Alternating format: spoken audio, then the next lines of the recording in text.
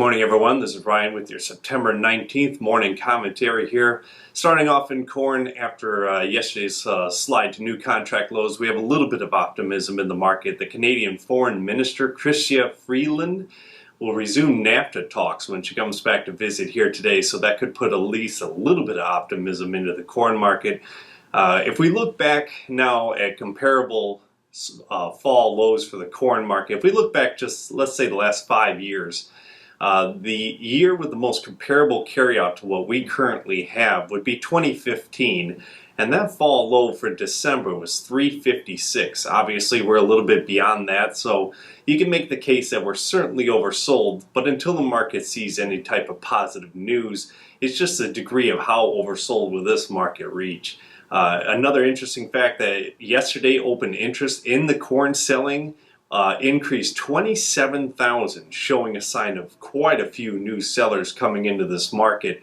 And we did see a little bit less support at contract lows, so that's a perfect combination to continue to grind to new contract lows when you have that many new sellers with a little bit lighter support underneath the market. Over in beans here, the latest estimates that we're hearing is that FOB prices to China between US and Brazil have reached a spread of 30%. Again, anything wider than 25% would imply that possibly China would come in and buy US beans, even paying the 25% tariff. We haven't seen any direct sign of that. There's been some 8 a.m. sales to unknown, but it's impossible to know if any of those have gone to China, and most of the trade talk actually doubts that that has been the case. Next, some chart support on the bean chart. You have to go back to December of 2008, and that on the continuous chart would be 776 1/4. So that's just to say it's not a downside target. But next chart support isn't found anytime soon. So again, similar to corn, if beans are going to find some support, it'll have to be from the fundamental side. Also worth noting is that bean open interest increased 12,000 on yesterday's selling. So again, similar to corn, a lot of new sellers coming into this market, whether it be funds or commercials, whoever it is, there are new sellers down at these levels. Over in wheat, Russia recently lowered their export expectations for this year from 45 million metric tons last year to now a new estimate of 35 million metric tons this year. That has helped wheat bounce a little bit both yesterday and last night in the overnight market.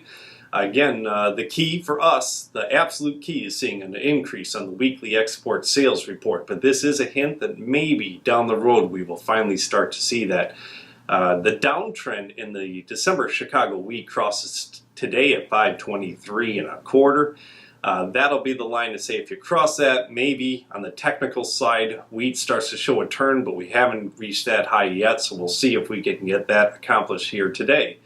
Over in cattle, still generally quiet news. We're starting this week with an 8,100 higher show list.